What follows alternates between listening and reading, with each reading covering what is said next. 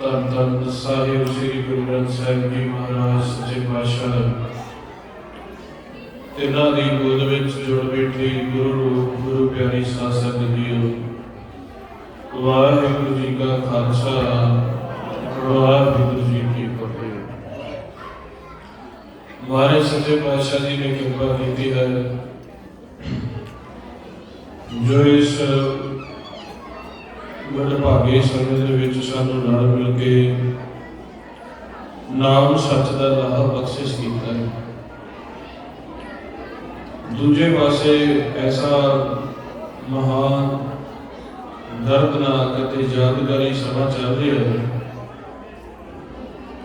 ਜਿਸ ਸਮੇਂ ਦੇ ਵਿੱਚ ਸਾਡੇ ਇਤਿਹਾਸ ਦੀਆਂ ਜੋ ਨੀਹਾਂ ਬੰਨ੍ਹੀਆਂ ਗਈਆਂ, ਜੋ ਗੁਰੂ ਸਾਹਿਬ ਵੱਲੋਂ ਧਰਮ ਮੋਰਚੇ ਦੇ ਲਈ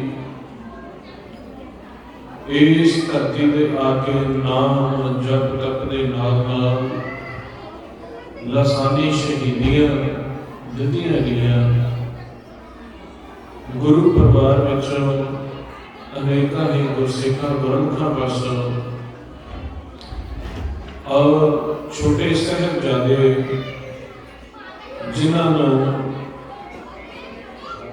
ਕਾਲ ਦੇ ਐਸੇ ਖੂਹ ਦੇ ਰਾਜ ਦੇ ਵਿੱਚ ਨੀਹਾਂ ਦੇ ਵਿੱਚ ਚਿਣਵਾਇਆ ਗਿਆ, ਉਹਨਾਂ ਦਾ ਦੁਨਿਆਵੀ ਸਰੀਰ ਬੇਸ਼ੱਕ ਤਸੀਹੇ ਦਿੱਤੇ ਗਏ, ਪਰ ਜੋ ਮਨ ਕਰਕੇ ਜੋਤ ਦੀ ਆਤਮਕ ਉਸਨਾ ਦਾ ਖੇਲ ਸੀਗਾ, ਉਸ ਦੇ ਲਈ ਕੋਈ ਸਾਨੂੰ ਬਹੁਤ ਕੁਝ ਸਮਝਾ ਗਿਆ। ਉਸ ਦੇ ਬਾਰੇ ਸਾਨੂੰ ਬਹੁਤ ਵੱਡਾ ਇੱਕ ਭੇਦ ਦੇ ਗਏ। ਜੋ ਕਹਾਣੀ ਸ਼ੁਰੂ ਹੁੰਦੀ ਹੈ ਗੁਰੂ ਨਾਨਕ ਦੇਵ ਸੱਚੇ ਪਾਤਸ਼ਾਹ ਦੀ, ਉਹ ਨਾਮ ਤੋਂ ਸ਼ੁਰੂ ਹੁੰਦੀ ਹੈ। ਜਦੋਂ ਗੁਰੂ ਨਾਨਕ ਸੱਚੇ ਪਾਤਸ਼ਾਹ ਨੇ ਆ ਕੇ ਇਸ ਧਰਤੀ ਦੇ ਉੱਪਰ ਪ੍ਰਚਾਰ ਸ਼ੁਰੂ ਕੀਤਾ, ਨਾਮ ਅਭਿਆਸ ਕੀਰਤਨ ਮਹਿਮਤ ਉਸ ਵਕਤ ਵੀ ਇਸ ਧਰਤੀ ਤੇ ਹੋ ਰਹੀ ਸੀ, ਪਰ ਜੋ ਗੁਰੂ ਨਾਨਕ ਸੱਚੇ ਪਾਤਸ਼ਾਹ ਨੇ ਇਸ ਸੰਸਾਰ ਦੇ ਵਿੱਚ ਦੇਖਿਆ ਕਿ ਬਹੁਤੇ ਜੀਵ ਜਿਹੜੇ ਹੈ ਉਹ ਆਕਾਰਾਂ ਦੀ ਪੂਜਾ ਦੇ ਨਾਲ ਜੁੜ ਗਏ। ਅਕਾਲ ਦੀ ਪੂਜਾ ਦਾ ਭੇਦ ਨਹੀਂ ਰਿਹਾ, ਸ਼ਬਦ ਦਾ ਭੇਦ ਨਹੀਂ ਰਿਹਾ। ਕੋਈ ਰੁੱਖਾਂ ਨੂੰ ਪੂਜ ਰਿਹਾ ਹੈ, ਕੋਈ ਪੱਥਰਾਂ ਨੂੰ ਪੂਜਦਾ ਹੈ, ਕੋਈ ਜਾਨਵਰਾਂ ਦੀ ਪੂਜਾ ਕਰ ਰਿਹਾ ਹੈ, ਕੋਈ ਪ੍ਰੇਤਾਂ ਦੀ ਪੂਜਾ ਕਰ ਰਿਹਾ ਹੈ। ਸੱਚੇ ਪਾਤਸ਼ਾਹ ਨੇ ਦੇਖਿਆ ਕਿ ਇਸੇ ਪੂਜਾ ਦੇ ਵਿੱਚ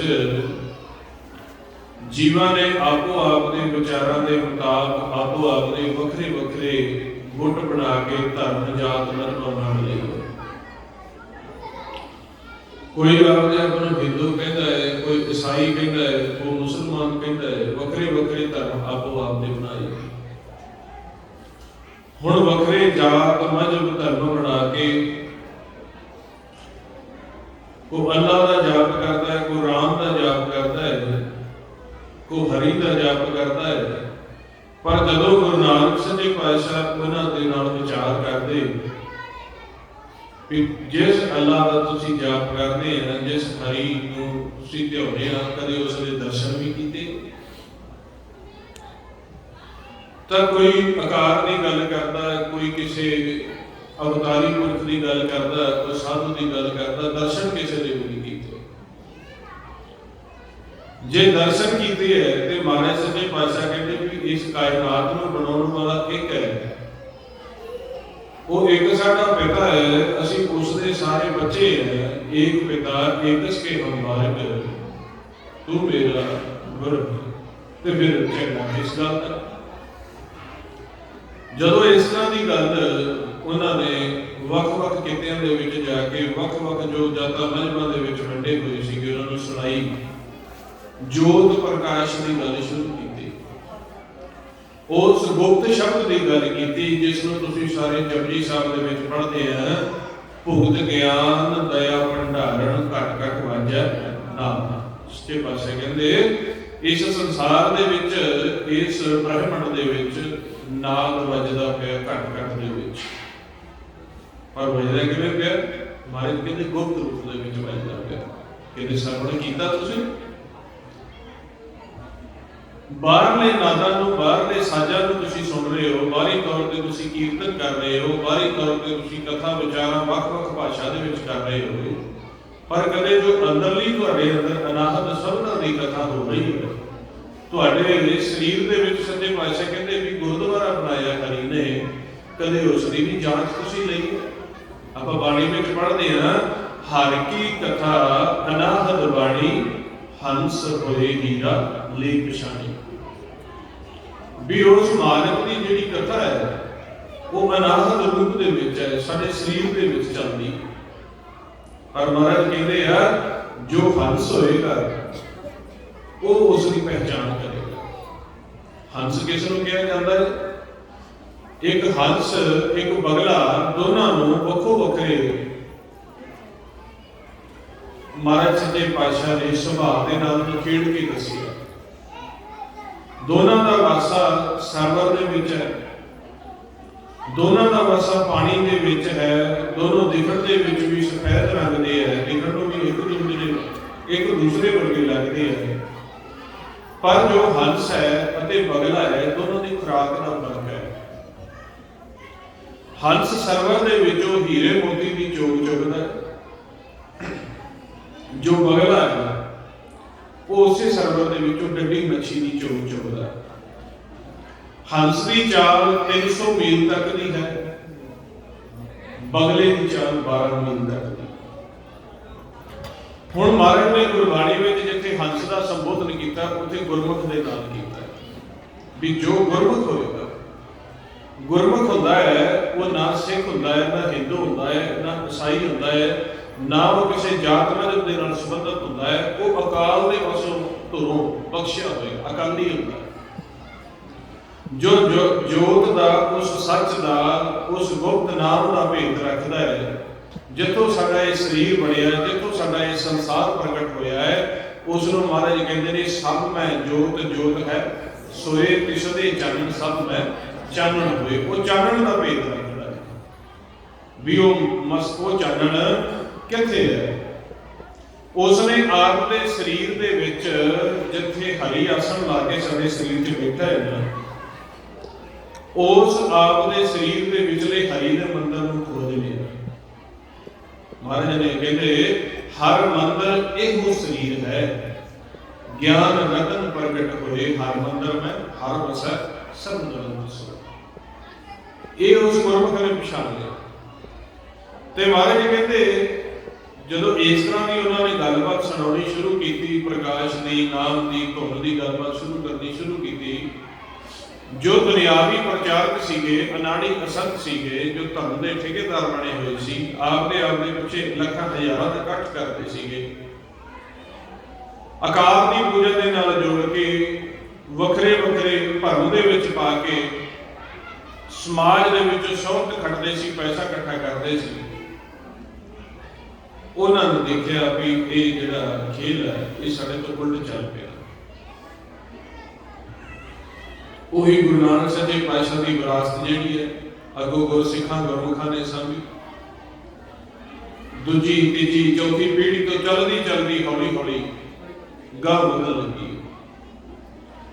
ਹੁਣ ਜੋ ਕਾਲ ਦੇ ਦੇਸ਼ ਦੇ ਵਿੱਚੋਂ, ਇਸ ਮਾਇਆ ਦੇ ਦੇਸ਼ ਦੇ ਵਿੱਚੋਂ, ਇਸ ਸੰਸਾਰ ਰੂਪੀ ਭਵਜਲ ਦੇ ਵਿੱਚੋਂ ਜੀਵਾਂ ਨੂੰ ਸ਼ਬਦ ਗੁਰੂ ਦੇ ਨਾਲ ਜੋੜ ਕੇ ਗੁਰਮੁਖ ਮੁਕਤ ਕਰਵਾ ਕੇ ਸਿੱਧੇ ਜਨਮ ਮਰਨ ਤੋਂ ਰਹਿਤ ਕਰ ਰਹੇ। ਜੋ ਜੋ ਇਸ ਨਾਮ ਦੇ ਨਾਲ ਜੁੜਦਾ ਹੈ, ਜੋ ਜੋ ਸ਼ਬਦ ਦਾ ਅਭਿਆਸ ਕਰਦਾ ਹੈ, ਜੋ ਜੋ ਵਿਚਾਰਾਂ ਤੋਂ ਰਹਿਤ ਹੋ ਕੇ ਆਕਾਰ ਦੀ ਪੂਜਾ ਤੋਂ ਉੱਪਰ ਨਿਰਾਕਾਰ ਦੀ ਪੂਜਾ ਵਿੱਚ ਜੁੜਦਾ ਹੈ, ਉਹ ਸਾਰੇ ਗੁਰਮੁਖ ਮੁਕਤ ਹੁੰਦੇ ਜਾਂਦੇ। ਇਹ ਸਾਰਾ ਕੂੜ ਦਾ ਰਾਜ ਚਲਾਉਣ ਵਾਲਾ ਕਾਲ ਹੈ, ਮਾਇਆ ਹੈ। ਇਹ ਦੇਖਦੇ ਆ ਵੀ ਇਹ ਸੰਸਾਰ ਦੇ ਵਿੱਚ ਤਾਂ ਇੱਕ ਸਤਜੁਗ ਦੀ ਲਹਿਰ ਪ੍ਰਗਟ ਹੋ ਗਈ ਹੈ। ਜੋ ਕਾਲ ਦੇ ਅਨਾੜੀ ਅਸੰਤ ਸੀ, ਅਨਾੜੀ ਰਾਜੇ ਸੀਗੇ, ਕੂੜ ਦੇ ਰਾਜ ਕਰਨ ਵਾਲੇ ਸੀਗੇ, ਉਹਨਾਂ ਦੇ ਰਾਹੀਂ ਉਹਨਾਂ ਨੂੰ ਹੱਥਾਂ ਪੈਰਾਂ ਦੀ ਪੈ ਗਈ ਤੇ ਸ਼ਹੀਦੀਆਂ ਦਾ ਦੌਰ ਚੱਲ ਪਿਆ। ਜਦੋਂ ਦੇਖਿਆ ਵੀ ਇਹਨਾਂ ਦੇ ਕੋਲ ਸਿੱਧੀ ਅਕਾਲ ਪੁਰਖ ਦੀ ਪ੍ਰਕਾਸ਼ ਦੀ ਵਿਚਾਰਧਾਰਾ ਹੈ, ਡਾਇਰੈਕਟ ਗੱਲ ਕਰਦੇ ਨੇ, ਕਿਸੇ ਬੰਦੇ ਨਾਲ ਨਹੀਂ ਜੋੜਦੇ, ਕਿਸੇ ਡੇਰੇ ਨਾਲ ਨਹੀਂ ਜੋੜਦੇ, ਕਿਸੇ ਰੁੱਖ ਬਿਰਖ ਜਾਨਵਰ ਦੇ ਨਾਲ ਨਹੀਂ ਜੋੜਦੇ, ਸਿੱਧੀ ਸੱਚ ਦੀ ਗੱਲ ਕਰਦੇ ਪਏ। ਉਹਨਾਂ ਦਾ ਗਿਆਨ ਸੀ ਜਿਹੜਾ ਜਦੋਂ ਜੀਵਾਂ ਨੂੰ ਸਮਝਾਉਂਦੇ, ਇੱਕ ਲਹਿਰ ਚੱਲੀ, ਜਦੋਂ ਉਹ ਜੀਵਾਂ ਨੂੰ ਸਮਝਾਉਂਦੇ ਉਹ ਕਿਸੇ ਨਾ ਕਿਸੇ ਆਕਾਰ ਦੇ ਨਾਲ ਜੁੜਨ ਦੀ ਗੱਲ ਕਰਦੇ। ਅੱਗੋਂ ਜਿਨ੍ਹਾਂ ਨੇ ਗੁਰੂ ਨਾਨਕ ਦੇ ਘਰ ਦਾ ਗਿਆਨ ਸਰਵਣ ਕਰ ਲਿਆ ਉਹ ਉਹਨਾਂ ਦੇ ਗਿਆਨ ਤੋਂ ਸਹਿਮਤ ਨਾ ਹੁੰਦਾ। ਉਹਨਾਂ ਦੇਖਿਆ ਵੀ ਹੁਣ ਗਿਆਨ ਦੇ ਰਾਹੀਂ ਜਿਹੜਾ ਹੈ, ਗੱਲਾਂ ਬਾਤਾਂ ਦੇ ਰਾਹੀਂ ਇਹ ਸਾਡੇ ਵੱਸ ਨਹੀਂ ਆਉਂਦੇ ਪਏ। ਉਹਨਾਂ ਨੇ ਤਸ਼ੱਦਦ ਕਰਨੀ ਸ਼ੁਰੂ ਕਰ ਦਿੱਤੀ। ਗੁਰੂ ਅਰਜਨ ਦੇਵ ਮਹਾਰਾਜ ਸੱਚੇ ਪਾਤਸ਼ਾਹ ਨੇ ਕੀਤੀ ਪਹਿਲੀ ਵਾਰ ਪ੍ਰਤੱਖ ਰੂਪ ਦੇ ਵਿੱਚ ਉਹਨਾਂ ਦੀ ਦੇਹੀ ਦੇ ਉੱਪਰ ਤਸ਼ੱਦਦ ਢਾਈ ਗਈ। ਗੁਰਸਿੱਖਾਂ ਗੁਰਮੁਖਾਂ ਦੇ ਉੱਪਰ ਆਰੇ ਚਲਾਉਣ ਲੱਗੇ, ਚਰਖੜੀਆਂ ਦੇ ਉੱਪਰ ਚੜਾਉਣ ਲੱਗੇ। ਜੋ ਗੁਰਮੁਖ ਬੀਬੀਆਂ ਸੀ, ਗੁਰਮੁਖ ਬੱਚੇ ਸੀ, ਉਹਨਾਂ ਦੇ ਉੱਪਰ ਤਸ਼ੱਦਦ ਕਰਨ ਲੱਗੇ ਔਰ ਇੰਨਾ ਭਾਰੀ ਜਿਹੜਾ ਨੁਕਸਾਨ ਕਰਨ ਲੱਗੇ ਖਾਲਸਾ ਪੰਥ ਦਾ ਕਿ ਫਿਰ ਛੇਵੇਂ ਪਾਤਸ਼ਾਹ ਨੂੰ ਆਪਾਂ ਦੇਖਦੇ ਹਾਂ ਕਿ ਮੀਰੀ ਅਤੇ ਪੀਰੀ ਦੀ ਜਿਹੜੇ ਸ਼ਸਤਰ ਚੱਕ ਕੇ ਉਹਨਾਂ ਨੂੰ ਮੈਦਾਨੇ ਜੰਗ ਦੇ ਵਿੱਚ ਸੰਤ ਬਿਰਤੀ ਤੋਂ ਸਿਪਾਹੀ ਬਿਰਤੀ ਧਾਰਨ ਕਰਨੀ ਪਈ। ਸ਼ਸਤਰ ਸੌਂਪੇ ਗੁਰਮੁਖਾਂ ਨੂੰ, ਮੈਦਾਨੇ ਜੰਗ ਦੇ ਵਿੱਚ ਆ ਕੇ ਯੁੱਧ ਲੜੇ ਔਰ ਸਿੱਧਾ ਜਿੱਥੇ ਪਹਿਲਾਂ ਸ਼ਬਦ ਦਾ ਵਾਰ ਕੀਤਾ ਜਾਂਦਾ ਸੀ, ਕਲਮ ਦਾ ਵਾਰ, ਗਿਆਨ ਦਾ ਵਾਰ ਕੀਤਾ ਜਾਂਦਾ ਸੀਗਾ, ਉਸ ਦੇ ਨਾਲ ਤੇਗ ਦਾ ਵਾਰ ਵੀ ਚੱਲ ਪਿਆ। ਪਰ ਫਿਰ ਵੀ ਕਿਉਂਕਿ ਜਿਹੜਾ ਕਾਲ ਦਾ ਕੂੜ ਦਾ ਰਾਜ ਸੀਗਾ, ਯੁਗਾਂ ਤੋਂ ਚੱਲਦਾ ਪਿਆ ਹੈ, ਇਸ ਭਰਮ ਦੀ ਵਿਚਾਰਧਾਰਾ ਨਾਲ ਅੱਜ ਵੀ ਆਪਾਂ ਦੇਖਦੇ ਹਾਂ। ਜਿਵੇਂ ਅੱਜ ਸੁਭਾਗਾ ਸਮਾਂ ਬਣਿਆ, ਸ਼ਬਦ ਦੀ ਵਿਚਾਰ ਆਪਾਂ ਕਰਨ ਦਾ ਸਮਾਂ ਬਣਿਆ, ਕਿੰਨੇ ਕੁ ਜੀਵ ਨੇ ਜਿਹੜੇ ਘਰਾਂ ਦੇ ਵਿੱਚ ਬੈਠ ਕੇ ਸ਼ਬਦ ਦੀ ਕਮਾਈ ਕਰਦੇ, ਗੁਰਮੰਤਰ ਦੀ। ਸਾਨੂੰ ਪੰਜ ਪਿਆਰਿਆਂ ਪਾਸੋਂ ਵਾਹਿਗੁਰੂ ਸ਼ਬਦ ਦਾ ਜੋ ਗੁਰਮੰਤਰ ਦਿੱਤਾ ਗਿਆ ਹੈ, ਗੁਰਬਾਣੀ ਗੁਰੂ ਸਾਨੂੰ ਸਮਝਾਉਂਦੇ ਆ। ਭਾਈ ਗੁਰਦਾਸ ਜੀ ਕਹਿੰਦੇ ਆ ਵਾਹਿਗੁਰੂ ਗੁਰਮੰਤਰ ਹੈ ਜਪ ਹੋਵੇ ਕੋਈ, ਅਸੀਂ ਜਾਪ ਕਿੰਨਾ ਕਰਦੇ ਆ ਸ਼ਬਦ। ਅਸੀਂ ਬਾਣੀ ਦੀ ਵਿਚਾਰਧਾਰਾ ਦੇ ਨਾਲ ਕਿੰਨਾ ਕੁ ਸਹਿਮਤ ਹੁੰਦੇ ਆ। ਇਸੇ ਤਰੀਕੇ ਉਸ ਵਕਤ ਵੀ ਭਰਮ ਦੀ ਜਿਹੜੀ ਭਰਮ ਦੇ ਵਿੱਚ ਫਸੀ ਹੋਈ ਜਿਹੜੀ ਸੰਗਤ ਸੀ ਉਹ ਬਹੁਤ ਜ਼ਿਆਦਾ ਸੀ। ਪਰ ਗੁਰਮੁਖ ਵਿਰਲੇ ਵਿਰਲੇ ਫਿਰ ਉਹਨਾਂ ਨੇ ਘਰ-ਬਾਰ ਛੱਡ ਕੇ ਆਪ ਦਾ ਬਚਾਅ ਵੀ ਕਰਨਾ, ਦੂਜੇ ਜੀਵਾਂ ਦੇ ਵਿੱਚ ਪ੍ਰਚਾਰ ਵੀ ਕਰਨਾ। ਦਿਨੋਂ ਦਿਨ ਕਾਲ ਜਿਹੜਾ ਸੀ ਆਪ ਦਾ ਘੇਰਾ ਟਾਈਟ ਕਰ ਗਿਆ ਸੀ। ਦਿਨੋਂ ਦਿਨ ਜਿਹੜੇ ਅਨਾੜੀ ਅਸੰਤ ਸੀਗੇ, ਕੂੜ ਦਾ ਰਾਜ ਸੀ, ਕੋਈ ਪ੍ਰਭਾਵ ਪਾਉਂਦਾ ਸੀਗਾ, ਜ਼ੋਰ ਪਾਉਂਦਾ ਸੀ ਵੀ ਸ਼ਬਦ ਦੀ ਗੱਲ ਕਿਸੇ ਤਰੀਕੇ ਬੰਦ ਹੋ। ਆਪਾਂ ਜਦੋਂ ਦੇਖਦੇ ਹਾਂ ਵੀ 9ਵੇਂ ਪਾਤਸ਼ਾਹ ਤੋਂ 10ਵੇਂ ਪਾਤਸ਼ਾਹ ਦੇ ਪਾਸ ਗੁਰੂ ਨਾਨਕ ਦੇ ਘਰ ਦਾ ਰਾਜ ਆਉਂਦਾ, ਸੱਚ ਦਾ ਰਾਜ ਆਉਂਦਾ, ਸ਼ਬਦ ਦਾ ਰਾਜ ਆਉਂਦਾ। ਉਸ ਵਕਤ ਸਮਾਜ ਦੇ ਵਿੱਚ ਇੱਕ ਐਸਾ ਮਾਹੌਲ ਬਣ ਗਿਆ ਸੀ, ਜਿਹੜਾ ਬੁੱਝਦਿਲ ਸੀਗਾ, ਸ਼ਬਦ ਦੀ ਕਮਾਈ ਤੋਂ ਟੁੱਟਿਆ ਹੋਇਆ ਜੀਵ ਸੀਗਾ, ਛੇਤੀ ਕਰਕੇ ਗੁਰੂ ਘਰ ਦੇ ਨਾਲ ਜੁੜਦਾ ਨਹੀਂ ਸੀ। ਕਿਉਂ? ਉਦੋਂ ਪਤਾ ਸੀ ਕਿ ਗੁਰੂ ਨੇ ਤਨ ਮਨ ਧਨ ਦੀ ਸਾਰੀ ਫੀਸ ਲੈ ਲੈਣੀ ਹੈ ਮੇਰੇ ਤੋਂ। ਪਹਿਲਾ ਮਰਨ ਕਬੂਲ ਕਰ ਜੀਵਨ ਕੀ ਛਡਾਸ, ਹੋ ਸਭਨਾ ਕੀ ਰੇਣਕਾ ਤੋ ਆਪ ਮਰ ਪਾਸ। ਛੇਤੀ ਕਰਕੇ ਜਿਹੜਾ ਕੱਚਾ ਸੀਗਾ ਨਾ, ਅਨਾੜੀ ਜੀਵ ਸੀਗਾ, ਉਹ ਗੁਰੂ ਘਰ ਦੇ ਨਾਲ ਜੁੜਦਾ ਨਹੀਂ ਸੀ। ਪਤਾ ਸੀਗਾ ਵੀ ਫੀਸ ਬੜੀ ਵੱਡੀ ਹੈ, ਗੁਰੂ ਸਾਹਿਬ ਨੇ ਕੀ ਹੁਕਮ ਕਰ ਦੇਣਾ। ਇਸ ਕਰਕੇ ਜਿਹੜੇ ਕਮਾਈ ਵਾਲੇ ਗੁਰਮੁਖ ਸੀਗੇ, ਗੁਰੂ ਘਰ ਦੇ ਨਾਲ ਸ਼ੁਰੂ ਜੁੜੇ ਸੀਗੇ, ਕੋਈ ਇੱਕ ਪੀੜ੍ਹੀ, ਦੋ ਪੀੜ੍ਹੀਆਂ, ਚਾਰ ਪੀੜ੍ਹੀਆਂ ਤੋਂ ਜੁੜਿਆ ਹੋਇਆ ਸੀਗਾ। ਜਿਵੇਂ ਆਪਾਂ ਬਾਬਾ ਮਨੀ ਸਿੰਘ ਜੀ ਦਾ ਇਤਿਹਾਸ ਪੜ੍ਹਦੇ ਹਾਂ, ਇਤਿਹਾਸ ਦੇ ਵਿੱਚ ਪੜ੍ਹਦੇ ਹਾਂ ਕਿ ਸਾਰੇ ਦਾ ਸਾਰਾ ਪਰਿਵਾਰ ਉਹਨਾਂ ਦਾ ਸ਼ਹੀਦ ਹੋਇਆ। 50 ਤੋਂ ਉੱਪਰ ਉਹਨਾਂ ਦੇ ਪਰਿਵਾਰ ਦੀਆਂ ਹੀ ਸ਼ਹੀਦੀਆਂ ਸੀਗੀਆਂ ਇੱਕੋ ਪਰਿਵਾਰ ਦੇ ਵਿੱਚ। ਜਿਵੇਂ ਕੋਈ ਫਿਰ ਪੀੜ੍ਹੀਆਂ ਦੇ ਲਈ ਜੁੜਿਆ ਆ ਰਿਹਾ ਸੀ, ਕਿਉਂਕਿ ਗੁਰੂ ਨਾਨਕ ਸਾਹਿਬ ਨੇ 1500 ਤੋਂ ਪ੍ਰਚਾਰ ਸ਼ੁਰੂ ਕੀਤਾ, 10ਵੇਂ ਪਾਤਸ਼ਾਹ ਤੱਕ ਆਉਂਦਿਆਂ 200 ਸਾਲ ਦਾ ਸਮਾਂ ਵਿੱਚ ਹੋ ਗਿਆ ਸੀ। ਹੁਣ ਜਦੋਂ ਪਰ ਜਿਹੜੇ ਗੁਰੂ ਸਾਹਿਬ ਦੇ ਕੋਲ ਗੁਰਮੁਖ ਰਹਿ ਗਏ, ਉਹਨਾਂ ਦਾ ਆਤਮਿਕ ਜਿਹੜਾ ਮੰਡਲ ਦੇ ਵਿੱਚ ਉਹਨਾਂ ਦਾ ਬਲ ਸੀਗਾ ਉਹ ਇੰਨਾ ਜ਼ਿਆਦਾ ਸੀਗਾ ਵੀ ਕੱਲਾ ਕੱਲਾ ਗੁਰਮੁਖ ਹਜ਼ਾਰਾਂ ਲੱਖਾਂ ਦੇ ਬਰਾਬਰ ਸੀ। ਕਿਉਂ ਸੀ? ਉਹ ਸ਼ਬਦ ਦੀ ਕਮਾਈ ਦੇ ਨਾਲ ਬਿਲਕੁਲ ਸੀੜ ਦਿੱਤੇ ਸੀ। ਉਸ 200 ਸਾਲ ਦੇ ਵਿੱਚ ਜਦੋਂ ਅਸੀਂ ਗੁਰੂ ਨਾਨਕ ਦੇ ਘਰ ਤੋਂ ਗੱਲ ਸ਼ੁਰੂ ਹੁੰਦੀ ਹੈ, 10ਵੇਂ ਪਾਤਸ਼ਾਹ ਤੱਕ ਗੱਲ ਆਉਂਦੀ ਹੈ, ਅਨੇਕਾਂ ਸ਼ਹੀਦੀਆਂ ਹੋਈਆਂ, ਅਨੇਕਾਂ ਤਸ਼ੱਦਦ ਹੋਈ। ਕਿਉਂ ਹੋਈ? क्योंकि उदों खालसा साझिया जा रहा सी, सिख साझिया जा रहा सी, ते जो गुरमत का प्रचार होंदा सीगा वो भी किते एक मुख रूप दे विच कोई डेरा या कोई संस्था या कोई जगह बना के नहीं होया। करतारपुर साहब तो गल चलती है, खडूर साहब आ जाती है दूसरे पातशाह के पास, उतों जो गल गाह चलती है तीसरे पातशाह गोइंदवाल साहब आके प्रचार करते हैं, उस तो बाद हरमंदर साहब तरनताਰਨ साहब की धरती से आके प्रचार करते हैं, फिर कीरतपुर साहब गल चली जाती है, फिर आनंदपुर साहब चली जाती, किसी एक विशेष जगह के नाल नहीं जोड़िया गया।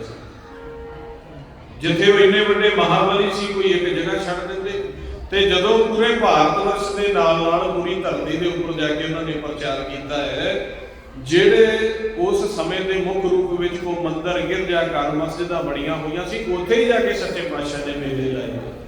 उन्होंने को आपने ये नहीं हैगा भी कोई संसार के विच उन्होंने आपने वखरे डेरे बना लै, वखरे हो समझा लै, जो कायनात भुली हुई सी उसनूं अंदरले शब्द दे नाल उस सच जोत दे भेद दे नाल जोड़ के गाह दी गाह उन्होंने उहदा प्रसार किया है। हुण जदों 10वें पातशाह दे कोल गुरमुख कमाई दे नाल भेजे हुए, हुण काल दा कूड़ दा राज इन्ना भारा है, उन्होंने पातशाह के उपर तशद्दद ढाउण की कोशिश की, परिवार के उपर जो आप साहिबजादियां दे जोड़ मेले को समर्पित समागम करते शहीदी जोड़ मेले इस तरह करते हैं, पर आप दूसरे पास ये देखते हैं भी गुरमुखां के अंदर नाम अभ्यास करके उन्होंने अंदरले 5 शब्दों के नाल अनाहत शब्दों के नाल सुरती जुड़ गई सी, जिथे महाराज गुरबाणी में कहते हैं कर कर ताल पखावज नैनो माथे बजे रबाबा करनो मत बांसुरी बजे जीवा तो महाराज कहते सहज दे विच जदों जाके सुर समाधि में आसन लगदा है ना, ते इस मस्तक के ऊपर जिस तरह रबाब वजदा है, ये अखां जिहड़ियां ने जिवें पखावज एक जोड़ी बजदी है उस तरह बजदियां घुंघरूआं दे अंदर शब्द चलदे है, वो सात्विक मंडल की ऊंचाई दे विच मन चला जाता है। उन्हां आत्मिक मंडल की ऊंचाई दे विच मन चला गया सीगा, और महाराज जी बड़े इन्नी पावर दे विच जा चुके सी, कला कला गुरमुख सवा सवा लख दे नाल डट के मैदाने जंग दे विच युद्ध करदा सी ते जित प्राप्त करता सी। हुण उथों जिवें जिवें पातशाह हुणी श्वासां दी पूंजी पूर्ण करके घर दे विच जाके समाए, गुरसिख गुरमुख जाके समाए, ते उन्हां तों बाद जिवें महाराज सच्चे पातशाह ने संसार दे विच नाम सच दा प्रचार कीता, जो सानू रीति रिवाज रौ रीतां गुरमत दे नाल जोड़ के बख्शियां, अज भी उन्हां दे याद दे विच उसे तरीके मेले लगदे। पर एक कमी आ गई है, वो कमी आई है कि असी शब्द की गुरबाणी की कमाई तो टुट गए। अज असी उन्होंने जान तो बाद देखिए भी किन्ने कैसे महाराज जी उन्हें गुरमुख प्रगट हुए ने, उन्होंने ज्ञान 350 साल का समा हो गया। 350 साल में किन्ने के गुरमुख कमाई वाले प्रगट हुए ने, किन्नियां ने आके इत्थे कूड़ दे नाल जुझना सिक्खिया ते सिखाया, ते वेखांगे को विरला ही। पर माया का प्रभाव इन्ना बन गया, अनेक गुरुद्वारे साज दिते गए ने, अनेक संगत घर साज दिते गए, पर जिहड़ी शब्द की कमाई है वो विसर गई। पाप इस करके साडे उत्ते फिर जोर कर गया। क्यों कर गया? क्योंकि जो महाराज ने कहा सीगा, सिखो शब्द प्यारिओ जन्म मरण की टेक, मुख दिल सदा सुखी नानक सिमरत देखो। उस चीज को असीं छड्ड के फिर कोई जानवरों की पूजा कर रहा है, कोई बड़ियां मसाणियां की पूजा कर रहा है, कोई पत्थरों की पूजा कर रहा है, कोई रुख बिरख की पूजा कर रहा है, असीं फिर उसी आंसर दे विच चल पए। इसे करके सानू एक इकट्ठ दे विच जोड़ मेले बख्शे सी भी जदों भी असीं संगती रूप दे विच इकट्ठे होइए, गुरु ग्रंथ साहिब महाराज की हाजरी दे विच इकट्ठे होकर मंथन करिए कि साडा मन जिहड़ा है वो किन्नी कमाई दे विच चला गया, जा जो सच्चे पातशाह ने साडे अंदर वो शब्द दसिया, वाजे पंच शब्द ते घर सुभागे, घर सुभागे शब्द वाजे कला जित करता रही। ਉਹ ਸਾਡੇ ਸਰੀਰ ਰੂਪੀ ਘਰ ਦੇ ਵਿੱਚ ਵੱਜਣੇ ਸ਼ੁਰੂ ਹੋ ਗਏ ਆ ਜਾਂ ਨਹੀਂ ਹੋਏ। ਜਿਹੜੇ ਮਹਾਰਾਜ ਨੇ ਕਿਹਾ ਸੀਗਾ ਅੰਦਰ ਖੂਟਾ ਅੰਮ੍ਰਿਤ ਭਰਿਆ ਸਭ ਦੇ ਕਾਢ ਪੀਏ ਬਨਿਹਾਰੀ, ਜਿਹੜਾ ਅੰਦਰ ਅੰਮ੍ਰਿਤ ਦਾ ਖੂਹ ਭਰਿਆ ਹੋਇਆ ਉਹ ਸ਼ਬਦ ਦੁਆਰਾ ਅਸੀਂ ਕੱਢ ਕੇ ਪੀਣਾ ਸ਼ੁਰੂ ਕਰ ਦਿੱਤਾ ਜਾਂ ਨਹੀਂ ਕੀਤਾ। ਇਸ ਕਰਕੇ ਕਿ ਮੰਥਨ ਹੁੰਦਾ ਸੰਗਤੀ ਰੂਪ ਵਿੱਚ। ਜਿਹੜਾ ਮਹਾਰਾਜ ਨੇ ਕਿਹਾ ਸੀ ਸਾਹਿਬ ਮੇਰਾ ਸਦਾ ਸਦਾ ਦੀਸੈ ਸ਼ਬਦ ਕਮਾਏ, ਦਿਖਦਾ ਵੀ ਸਦਾ ਅਨਸੰਗ ਹੈ, ਪਰ ਕਹਿੰਦੇ ਸ਼ਬਦ ਦੀ ਕਮਾਈ ਦੇ ਨਾਲ ਦਰਸ਼ਨ ਹੁੰਦੇ ਆ, ਉਸ ਤਰ੍ਹਾਂ ਨਹੀਂ। ਤੇ ਕਿੰਨੇ ਕੁ ਗੁਰਮੁਖ ਨੇ ਜੋ ਅੱਜ ਆਪਦੇ ਆਪ ਦੇ ਵਿਚਾਰਾਂ ਤੋਂ ਉੱਪਰ ਉੱਠ ਕੇ ਜੀਵਨ ਮੁਕਤ ਹੋ ਚੁੱਕੇ। ਕਿੰਨੇ ਐਸੇ ਜੀਵ ਨੇ ਕਿ ਜੋ ਗੁਰੂ ਨਾਨਕ ਸੱਚੇ ਪਾਤਸ਼ਾਹ ਨੇ ਆ ਕੇ ਸੰਸਾਰ ਨੂੰ ਇਸ ਸਰੀਰ ਦੇ ਵਿੱਚ ਹੀ ਅਕਾਲ ਪੁਰਖ ਦੇ ਦਰਸ਼ਨ ਕਰਵਾਏ ਸੀ, ਤੇ ਉਹ ਆਪਣੀ ਘਟ ਦੇ ਵਿੱਚ ਸਾਰਿਆਂ ਦੇ ਵਿੱਚ ਜਿਹੜੀ ਸਮਾਈ ਹੋਈ ਜੋਤ ਹੈ ਉਸ ਦੇ ਦਰਸ਼ਨ ਕਰ ਰਹੇ। ਸੋ ਜਦੋਂ ਆਪਾਂ ਦੇਖਦੇ ਹਾਂ ਤੇ ਇਹੀ ਤਾਂ ਇਹੀ ਕਹਿੰਦੇ ਆ ਵੀ ਜਦੋਂ ਬਾਣੀ ਪੜ੍ਹਨ ਲੱਗੀਏ, ਗੁਰਮੰਤਰ ਕਰਨ ਲੱਗੀਏ, ਸਾਡਾ ਤਾਂ ਮਨ ਹੀ ਨਹੀਂ ਟਿਕਦਾ ਜੀ। 1-2 ਮਿੰਟ ਕਰਦੇ ਆ, ਪਤਾ ਨਹੀਂ ਮਨ ਪਤਾ ਨਹੀਂ ਮੀਲਾਂ ਕੋਹਾਂ ਦੂਰ ਚਲਾ ਜਾਂਦਾ, ਵਿਚਾਰ ਹੋਣੇ ਹੀ ਇੰਨੇ ਆਉਂਦੇ ਨੇ, ਕਿਤੋਂ ਦੀਆਂ ਗੱਲਾਂ ਸਾਨੂੰ ਯਾਦ ਆਉਂਦੀਆਂ। ਅੱਧਾ ਘੰਟਾ ਬਹਿ ਜਾਈਏ, 20 ਮਿੰਟ ਬਹਿ ਜਾਈਏ, ਘੰਟਾ ਬਹਿ ਜਾਈਏ, ਵਿਚਾਰ ਹੀ ਇੰਨੇ ਆਉਂਦੇ ਨੇ ਵੀ ਸਾਡਾ ਮਨ ਟਿਕਦਾ ਹੀ ਨਹੀਂਗਾ। ਜੇ ਸੁਬਾਹ ਉੱਠ ਕੇ ਕਿਤੇ ਸਾਨੂੰ ਇਸ ਤਰ੍ਹਾਂ ਹੋਵੇ ਵੀ ਸੁਬਾਹ ਉੱਠ ਕੇ ਅਸੀਂ ਕਰੀਏ ਤੇ ਕਦੇ ਵੀ ਸਾਡੇ ਤੋਂ ਤਾਂ ਬੈਠਾ ਨਹੀਂ ਜਾਂਦਾ, ਸਰੀਰ ਵਿੱਚ ਸੂਈਆਂ ਵੱਜਦੀਆਂ, ਨੀਂਦ ਆਉਂਦੀ ਹੈ, ਅੱਖਾਂ ਬੰਦ ਹੁੰਦੀਆਂ। ਇਹ ਸਾਡੇ ਸਰੀਰ ਦੇ ਹਾਲਾਤ ਨੇ। ਕਿਉਂ? ਸਰੀਰ ਦੇ ਵਿੱਚ ਲਗਾਤਾਰ ਕਰਮ ਕਰ ਕਰਕੇ, ਦੁਨਿਆਵੀ ਕਰਮ ਕਰ ਕਰਕੇ ਜ਼ਹਿਰ ਇੰਨੀ ਪੈਦਾ ਹੋ ਗਈ ਹੈ, ਉਹ ਜ਼ਹਿਰ ਸਾਨੂੰ ਕੁੱਟਣ ਨਹੀਂ ਦਿੰਦੀ। ਜੋ ਸਾਨੂੰ ਪਰਹੇਜ਼ ਦੱਸੇ ਜਾਂਦੇ ਆ, ਜਿਵੇਂ ਸਾਨੂੰ ਡਾਕਟਰ ਵੈਦ ਦੱਸਦੇ ਆ ਵੀ ਨਸ਼ਾ ਨਹੀਂ ਕਰਨਾ ਚਾਹੀਦਾ, ਮਾਸ ਮੀਟ ਨਹੀਂ ਖਾਣਾ ਚਾਹੀਦਾ, ਇਸ ਦੇ ਨਾਲ ਤੁਹਾਡੇ ਜਿਗਰ ਦੇ ਵਿੱਚ ਗਰਮੈਸ਼ ਪੈਦਾ ਹੋ ਕੇ ਰੋਗ ਲੱਗ ਜਾਣਗੇ, ਸਾਨੂੰ ਰੋਗ ਦੇਗੇ। ਹੁਣ ਜੇ ਕੋਈ ਡਾਕਟਰ ਸਾਹਿਬਾਨ ਦੀ ਨਾ ਮੰਨੇ, ਜਦੋਂ ਜਿਗਰ ਦੇ ਵਿੱਚ ਗਰਮੈਸ਼ ਪੈਦਾ ਹੋ ਜਾਵੇ ਤਾਂ ਜੋ ਰੋਟੀ ਹੈ, ਅਨਾਜ ਹੈ, ਇਹ ਅੰਮ੍ਰਿਤ ਹੈ, ਸਾਡੇ ਸਰੀਰ ਨੂੰ ਜਾਨ ਦਿੰਦਾ, ਪਰ ਜਿਸ ਦੇ ਜਿਗਰ ਦੇ ਵਿੱਚ ਗਰਮੈਸ਼ ਹੋਵੇ ਨਾ, ਉਹ ਇੱਕ ਬੁਰਕੀ ਵੀ ਮੂੰਹ ਦੇ ਵਿੱਚ ਪਾਉਂਦਾ ਤੇ ਉਹ ਉਲਟੀ ਬਾਹਰ ਆ ਜਾਂਦੀ ਹੈ। ਕਿਉਂ ਆਉਂਦੀ ਹੈ? ਉਹਦੇ 'ਚ ਰੋਟੀ ਦਾ ਕਸੂਰ ਨਹੀਂ, ਉਹ ਸਾਡੇ ਜਿਗਰ ਦੇ ਵਿੱਚ ਗਰਮੈਸ਼ ਹੋਈ ਹੋਈ ਹੈ। ਹੁਣ ਮਨ ਦੇ ਵਿੱਚ ਇੰਨੀ ਫੁਰਨਿਆਂ ਦੀ ਗਰਮੈਸ਼ ਹੈ ਵੀ ਮਾੜਾ ਜਿਹਾ ਵਾਹਿਗੁਰੂ ਕਰਦੇ ਫੁਰਨੇ ਵੱਜ ਜਾਂਦੇ, ਨੀਂਦ ਆਉਣੀ ਸ਼ੁਰੂ ਹੋ ਜਾਂਦੀ, ਬੈਠਾ ਨਹੀਂ ਜਾਂਦਾ, ਸਿੱਧਾ ਨਹੀਂ ਹੋਇਆ ਜਾਂਦਾ, ਲੰਮਾ ਨਹੀਂ ਪਿਆ ਜਾਂਦਾ। ਤੇ ਇਹੀ ਕਹਿ ਦਈਏ ਵੀ ਕੋਈ ਸੰਸਾਰੀ ਤੌਰ ਤੇ ਕੋਈ ਵਿਆਹ ਸ਼ਾਦੀ ਕੋਈ ਹੋਰ ਅਵਸਰ ਨੇ, ਉੱਥੇ ਬੁਰੇ ਕਾਮ ਕੋ ਊਠ ਖਲੋਇਆ ਨਾਮ ਕੀ ਬੇੜਾ ਪੈ ਪੈਸਾ। ਇਹੀ ਕਹਿ ਦਈਏ ਵੀ ਤੇਰਾ ਵੀਜ਼ਾ ਲੱਗਣਾ ਤੇ ਆ ਤੈਨੂੰ ਜਹਾਜ਼ ਚੜਾਈਏ, ਭਾਵੇਂ ਸਾਰੀ ਰਾਤ ਹੀ ਨਾ ਸੌਂ। ਤੇ ਜੇ ਕਹਿ ਦਈਏ ਵੀ ਨਾਮ ਜਪ ਲਾ ਕੋਈ 10 ਮਿੰਟ 20 ਮਿੰਟ, ਉਹ ਨਹੀਂ ਹੁੰਦਾ ਕੰਮ। ਤੇ ਜੇ ਕਦੇ ਐਸੇ ਸਮਾਗਮ ਵਿੱਚ ਜਾਣਾ ਵੀ ਪੈ ਜਾਵੇ ਤੇ ਉਹ ਵੀ ਬੜਾ ਔਖਾ ਵੀ ਚਲੋ ਉਹਨੇ ਮੈਨੂੰ ਫੋਨ ਕੀਤਾ ਸੀ, ਉਹਦੇ ਮੂੰਹ ਨੂੰ ਮੈਂ 10 ਮਿੰਟ ਜਾ ਆਇਆ, ਵੀ ਅਗਲਾ ਕਹੇਗਾ ਆਇਆ ਹੀ ਨਹੀਂ। ਲਾਹੇ ਤੋਂ ਅਸੀਂ ਬਿਲਕੁਲ ਟੁੱਟ ਚੁੱਕੇ ਹਾਂ, ਤਾਂ ਹੀ ਸਾਡੇ ਘਰ ਦੇ ਵਿੱਚ, ਪਰਿਵਾਰ ਦੇ ਵਿੱਚ, ਸਾਡੀ ਜ਼ਿੰਦਗੀ ਦੇ ਵਿੱਚ ਦੁੱਖ ਪ੍ਰਵੇਸ਼ ਕਰ ਗਏ ਆ। ਆਪਸੀ ਲੜਾਈ ਝਗੜੇ, ਸਰੀਰ ਦੇ ਉੱਪਰ ਦੁੱਖਾਂ ਦਾ ਭਾਰ, ਜੋ ਰਜੋਗੁਣ ਸੱਚੇ ਪਾਤਸ਼ਾਹ ਨੇ ਸਾਨੂੰ ਜ਼ਮੀਨ ਜਦਾਦ ਨੌਕਰੀ ਪੇਸ਼ਾ ਸਾਡਾ ਦੇ ਕੇ ਭੇਜਿਆ, ਉਸ ਦੇ ਵਿੱਚ ਘਾਟੇ। ਫਿਰ ਅਸੀਂ ਇਹਨਾਂ ਘਾਟਿਆਂ ਦੇ ਵਿੱਚ ਸਾਨੂੰ ਮਹਾਰਾਜ ਫਿਰ ਕਹਿੰਦੇ ਵੀ ਜਿਹੜੇ ਤੈਨੂੰ ਦੁੱਖ ਕਲੇਸ਼ ਲੱਗ ਗਏ ਆ, ਪਾਪਾਂ ਦਾ ਭਾਰ ਤੇਰੇ ਉੱਪਰ ਡੁੱਲ ਗਿਆ, ਆ ਜਾ ਤੂੰ ਵਾਪਸ ਆ ਜਾ, ਇਹ ਮਨ ਮੇਰਿਆ ਤੂੰ ਸਦਾ ਰਹੋ ਹਰ ਨਾਲੇ, ਹਰ ਨਾਲ ਰਹੋ ਤੂੰ ਮਨ ਮੇਰੇ, ਦੁੱਖ ਸਭ ਵਿਸਾਰਨਾ, ਅੰਗੀਕਾਰ ਉਹ ਕਰੇ ਤੇਰਾ ਕਾਰਜ ਸੰਸਕਾਰ। ਉਹ ਸਾਨੂੰ ਸਮਝਾਉਂਦੇ ਨੇ। ਫਿਰ ਨਿਤਨੇਮ ਦੀ ਬਾਣੀ ਸਾਨੂੰ ਤਾਂ ਹੀ ਸੱਚੇ ਪਾਤਸ਼ਾਹ ਨੇ ਬਖਸ਼ੀ ਨਾ, ਵੀ ਪੜਨਗੇ ਤੇ ਫਿਰ ਮਨ ਕਿਤੇ ਮੰਨ ਜਾਵੇ ਵੀ ਤੂੰ ਹਰੀ ਦੇ ਨਾਲ ਰਹਿਣਾ ਸ਼ੁਰੂ ਕਰ ਦੇ, ਤੇਰੇ ਸਾਰੇ ਦੁੱਖ ਵਿਸਾਰੂਗਾ, ਤੇਰੇ ਕਾਰਜ ਰਾਸ ਕਰੂਗਾ, ਤੈਨੂੰ ਅੰਗੀਕਾਰ ਵੀ ਕਰੂਗਾ। ਆ ਜਾ ਵਾਪਸ ਆਓ, ਮਨ ਪਰਦੇਸੀ ਵੀ ਪਿਆਰੇ ਆਓ ਘਰੇ। ਪਰ ਅਸੀਂ ਉਸ ਦੀ ਬਜਾਏ ਅਸੀਂ ਕਹਿੰਦੇ ਆ ਵੀ ਸਾਨੂੰ ਕਿਸੇ ਸਿਆਣੇ ਨੇ ਕਿਹਾ ਵੀ ਤੇਰੇ ਘਰ ਕੋ ਕਾਜ ਕਰ ਦਿੱਤਾ, ਕੀੜਿਆਂ ਦੀ ਭੌਂ ਤੇ ਆਟਾ ਪਾ ਦੇ,